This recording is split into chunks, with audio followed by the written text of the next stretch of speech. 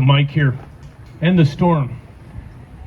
I want to thank all of you for coming today to remember and honor the recipients of the Purple Heart. And Admiral McPherson had it exactly right when he said that families serve too. And this recognition, this honor is much about their service and sacrifice as about the members. As we think about the Olympics and we see the athletes striving to win, there's a big difference between the winning that we see here. No one here sought the Purple Heart. I assure you of that. I stood in honor. I've not earned the Purple Heart. I stood in honor of those that have. Honored their courage, their sacrifice, their unflinching, steadfast devotion to a mission, to their shipmates, their fellow comrades in arms. Their humility. I've never met someone who earned the Purple Heart that wasn't humble, didn't want to talk about it, didn't want to bring it up, just wants to move on. Their faithfulness to the cause, to the Constitution, to the oath that we in uniform all swore to support and defend the Constitution of the United States.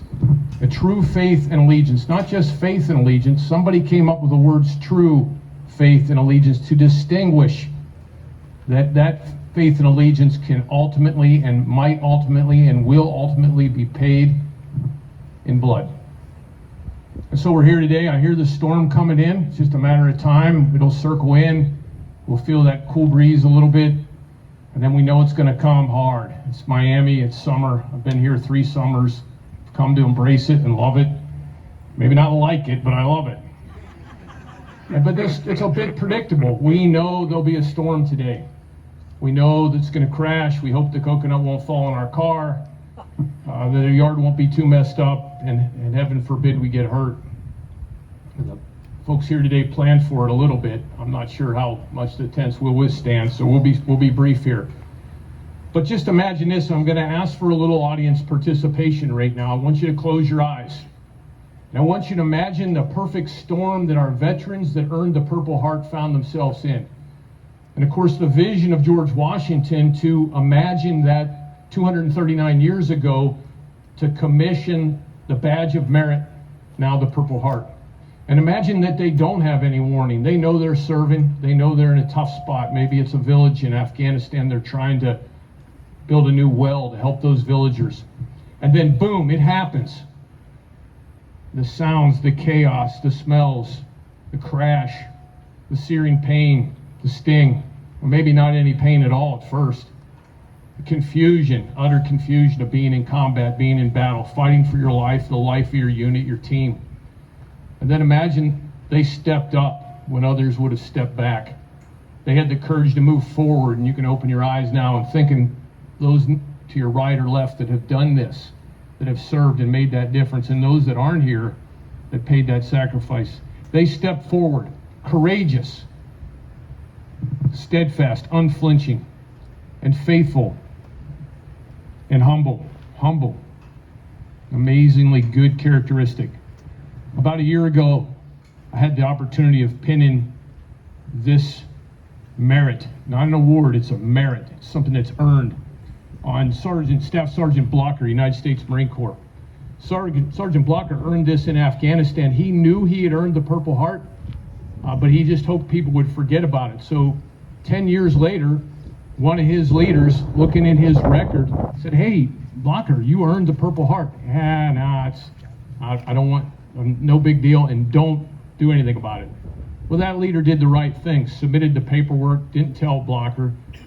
So Staff Sergeant Blocker's working for me at United States Southern Command here in Doral, and the award shows up. He says, "I don't want a ceremony." Well, Sergeant Blocker's wife did the right thing and said, "You're going to have a ceremony." I said, "Our family served too." And so, as humble as could be, we told the story of that day, and all Sergeant Blocker wanted to talk about was those that lives were not saved, those that were left behind on the battlefield. That's the humility of our veterans. That's the humility of the Purple Heart recipients here today. That's the great strength of this wonderful country we are in.